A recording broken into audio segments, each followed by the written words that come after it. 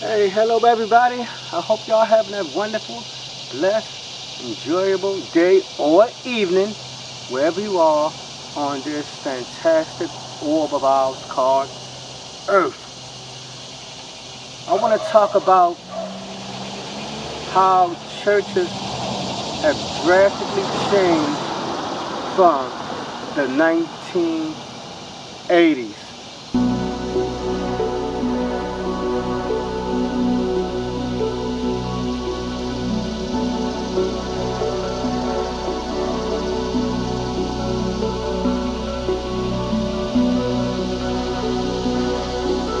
Well, for me, I grew up in the 70s and the 80s, and compared to now, churches, all churches, were far different than they are today. So in the 70s and the 80s, I'm probably sure in the 60s, 50s, and 40s, and 20s, and 30s, too, churches regularly talked about heaven, hell, life, death, demons, and angels. But it seemed like in this 21st century, I don't care what church you are, I don't care what ethnic group you are, it seemed like churches, period, Catholic, Apostolic, Methodist, Lutheran, Presbyterian, on and on. It seemed like churches no longer talk about the issues that I just now stated. Even the televangelists back in the 1980s and 70s, they used to talk about heaven, hell, angels, demons. Now, all churches talk about are your next blessing. Don't worry, it's going to get better. And prosperity is coming. It seems like those are the main topics that church for today talk about. They don't talk about anything heavy. They don't talk about anything heavy. Obeying the commandments, keeping God's laws, how to have a healthy family, how to raise wonderful, productive children. Churches don't talk about those things anymore. How to have a good marriage.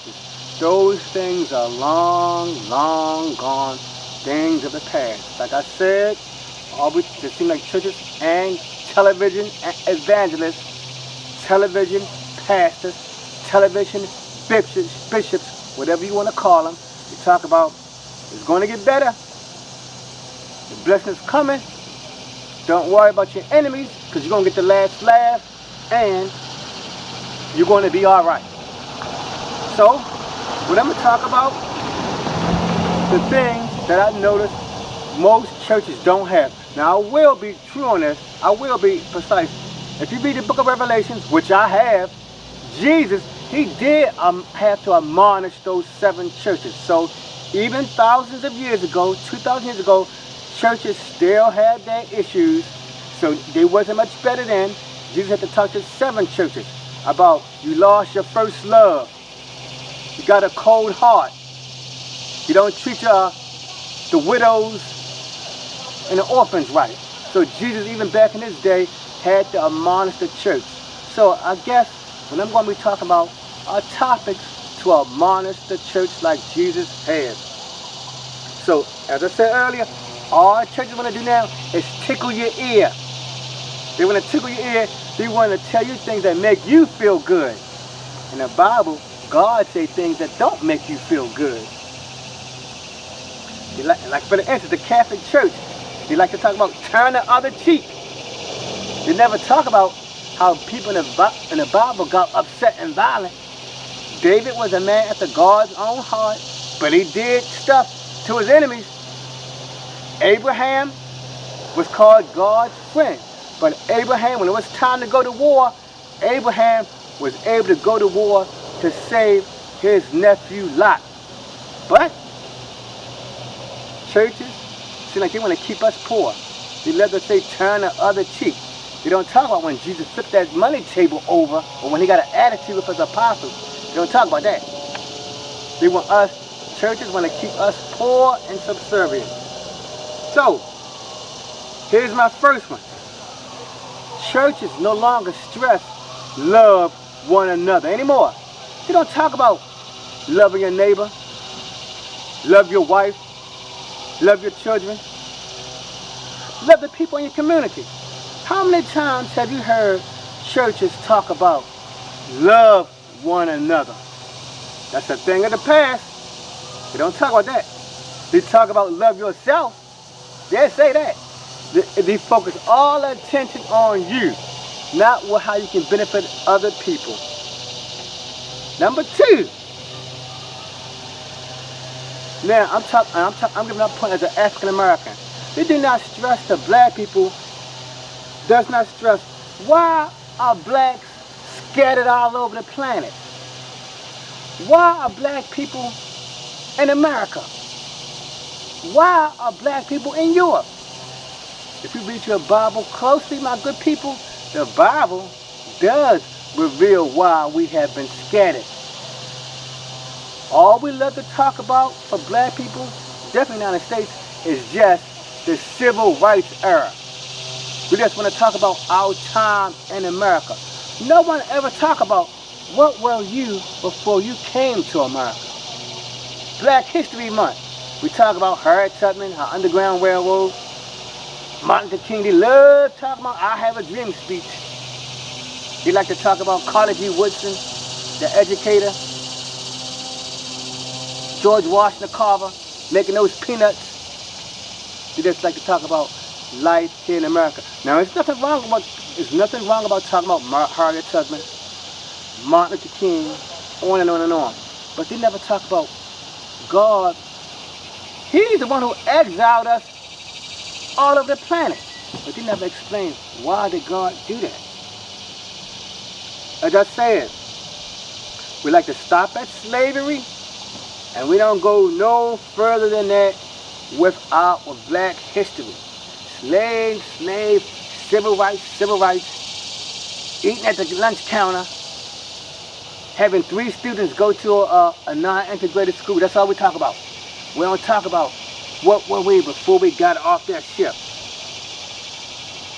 The next one, you can call this number 3. It does not reveal how intellectual many of the people in the Bible are. No one's talk about that. How smart Joseph was, how smart Abraham was, how smart Jacob was, how smart Abraham was, how smart Daniel was.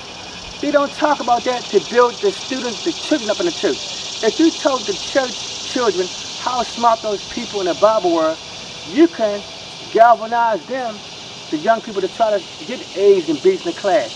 But church don't talk about how gifted, how smart, how wise people in the Bible were. Number 4, Yahshua, or Jesus if you will, came to change the heart of people, not build buildings. He came to change the heart of the fellow man. When Jesus was alive, he was not concerned about making another building, making a better building. In the book of Acts, when the early church was formulated, all it was worrying about, whose house can we go over to serve the Lord? He was not concerned about, we're going to make another building on 5th Street. Our current building can seat 500. We're going to make our next building serve or host 5,000. The real church, the purpose of the church is the heart of men and women and children, young men, old men. It's not about building buildings for the community. That's good. No, those are good things. If you're building a drug rehab facility for the community, good, do it. If you're building a better daycare facility for the members of your church, do it, do it. But remember, Jesus came here to penetrate the heart, mind, and soul of people. He wants you to live reasonably well. He wants you to do good things. But the number one purpose of the church is to penetrate the heart, mind, and soul of the people, which churches don't seem like they love to do today. Number 4, with all the violence happening in my country here in America, and the city conflict, heroin addiction, opioid addiction, racism. Jesus, he spoke and dealt with, like I said, the heart of people.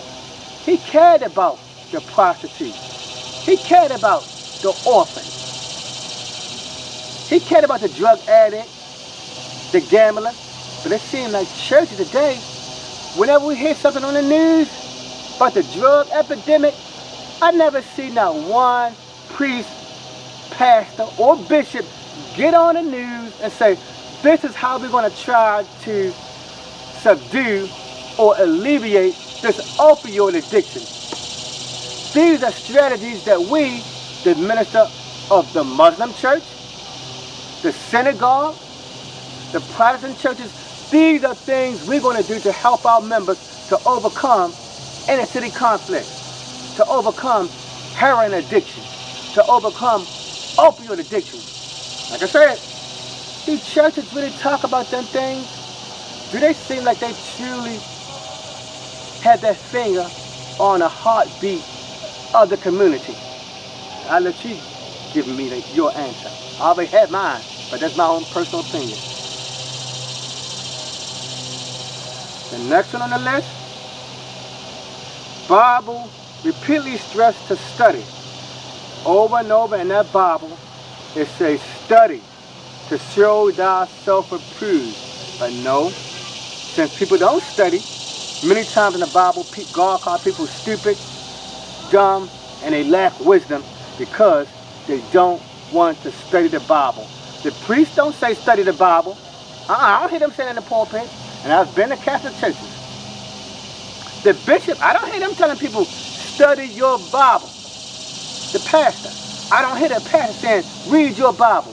They get up in the pulpit, they read 5 or 3 verses, and they talk for 30 minutes, jumping all over the place. When they went to Matthew, it's talking about something that Jesus did. All of a sudden, they're talking about what Abraham did, what Lot did. Stick to the subject that you're reading. Tell your people to study the Bible. A chapter a day. Go from book to book. God stressed, definitely in the Old Testament, think about him day and night. Study your Bible.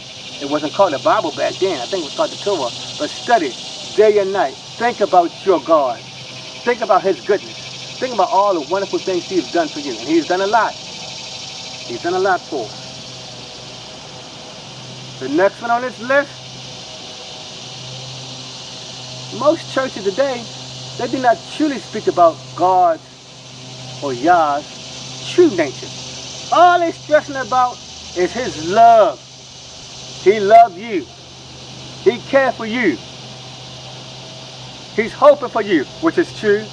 But they don't talk about this part. God will punish you. He will kill you if he had to. He will chastise you. Like the book of Proverbs says, God chastises those people who he loves. Even the New Testament talks about that. God chastises his children to make them better, to prepare them for the coming age. As I said, no one tell you, no encouragement about reading the Bible. And the next one on the list is next on the list. One thing, most churches, like Dr. Martin Luther King say, Sunday morning is the most segregated hour in America. Sunday morning, ladies and gentlemen, boys and girls, is the most segregated time period in America. Asians, Christians, they're in an Asian church. I never saw it. I go to a black church. Black church, nearly everyone in that church is black. I never saw Asians, but I do see a European from time to time. Whites, Europeans, in a European church. Indians, in an Indian church. The most segregated hour is Sunday morning for the church service. And the next one, little family communication or conversation. As I stated earlier, the church, they don't talk about love anymore. So if they're not going to talk about love, they're definitely not going to talk about having a strong family. The church don't say, raise your children in a godly way. They don't talk about that. How many times do you hear the pastor say, husbands, love your wife? I don't never hear that. How many times do you hear your pastor preach say, wives, submit to your husband in a godly fashion? I don't hear that. The church in this time period is not family oriented. When the last time your church had a family night? They may have a bowling night, a skate night, but does it ever have a family night? When did we do that thing? We don't do that anymore. As I said earlier, we don't talk about drug addiction, opioid addiction, heroin addiction. All those little things are gone. So those are some of the ideas I have of why churches today seem to be going downhill. I heard that a lot of churches, they're closing now because one reason, churches don't penetrate the heart and mind of its citizens, of its children, of its people. No longer do we talk about heaven. Don't talk about hell. Don't talk about the family anymore. Don't talk about how to raise your children. Don't talk about husband, love your wife, wives, respect and love your husband. Those things are long, long gone. There was one more issue I wanted to talk about, but it seemed to escape my mind. So, if you'd like a little brief synopsis about the church, how it seemed to decline from the 50s, 60s, 70s, 80s to now, where we don't talk about nothing spiritual related, leave your comments. If you like the brief topic I talked about, give me a thumbs up. If you want to give me a thumbs down, I can handle that. So thank you for stopping by. Continue reading your Bible, continue praying, and continue having God in your heart. Thank you, and have a wonderful day.